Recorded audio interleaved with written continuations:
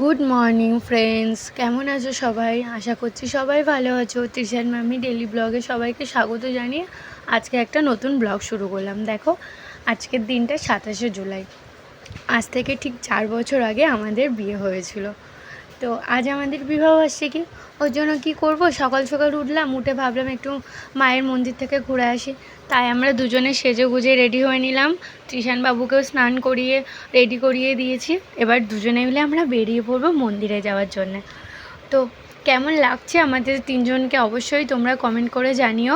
আর দেখো, গাছের ফুল বেলপাতা তুলে নিয়েছি। আজকে অল্পই ফুল ফুটেছিল, সেগুলো নিয়ে মায়ের কাছে যাব। আর কিছু ফুল কিনেছি আমরা, তো সেইগুলো নিয়ে মায়ের কাছে যাব পুজো দিতে। তো অনেক দিন ধরেই যাব ভাবছিলাম, কিন্তু কিছুতেই যাওয়া হয়ে উঠছিল না।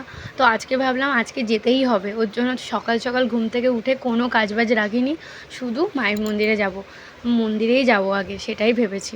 তো দেখো, তৃষানবাবুকে কোলে করে আমি মন্দিরে চলে যাচ্ছি। দেখো, মন্দিরে সকাল সকাল আসতে যে কি ভালো লাগে কি বলবো তোমাদেরকে, দারুণ লাগে, দারুণ। মানে মনে হয় মন্দিরেই বসে থাকি। তো দেখো, চলে এলাম। এই যে মাকে দেখো, আমি আজকে আসতে একটু লেট করেছি। ওই যে দেখছো লাল ফুলের মালাটা, ওটা আমি নিয়ে এসেছিলাম, তো তোমাদেরকে দেখানো হয়নি।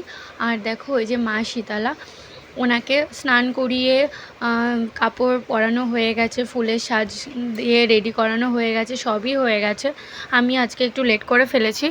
আর দেখো, এই যে ওই যে ভোলা বাবাকে ওখানে স্নান পর্ব হচ্ছে, তারপরে সাজানো হবে, সব কিছু করা হবে। তো আস্তে আস্তে উনি রেডি করছে পুজোর সব কিছু। তো তোমাদের কেমন লাগছে মা শীতলাকে তোমরা কিন্তু অবশ্যই কমেন্ট করে জানিও। আর দেখো, মাঝে মাঝে আমি এখানে আসি, তোমরা জানো। তো দেখো, এই যে তৃষানবাবু এসছে আমার সঙ্গে, দেখো পুজো হচ্ছে। আর ওর জন্য আমি মাথায় আর কি কাপড়টা দিয়ে দিয়েছি। আর তৃষানবাবু এদিক ওদিক ঘুরে ঘুরে এটা ওটা সেটা দেখেই যাচ্ছে। তো ভাবছে কোথায় এলাম কোথায় এলাম। দেখো, মন্দিরে আসতে যে কি ভালো লাগে কি বলবো। আর আজকে স্যাটারডে, জানোই, শনিবার, কোনো প্ল্যান নেই আমাদেরকে। দেখো, এই যে পেছনে একটা দিদি, ওনার সঙ্গে দেখা হয়েছিল। উনি আর কি আমাদের একটা দিদি। তো উনিও মন্দিরে এসেছিলো, আমি জানতাম না। তো আমি এসেই দেখা করলাম ওনার সঙ্গে। উনিও পুজো দিল মাকে।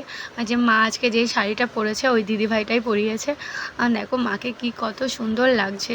দেখো, মানে দেখলেই না চোখটা জুড়িয়ে যায়। দেখো, আর সাজটাও না দারুণ হয়েছে, মায়ের শাড়িটাও মানিয়েছে মাকে।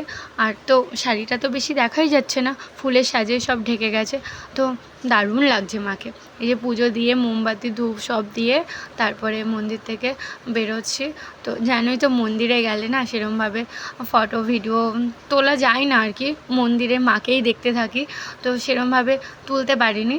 তো যেইটুকু তুললাম তোমাদেরকে দেখালাম। এই যে তৃষানবাবুর পাপা এই আসছে, দেখো। তো আমরা দুজনেই তিনজনেই চলে আসলাম। টাটা, আজকের মতো ব্লগটা এখানেই শেষ।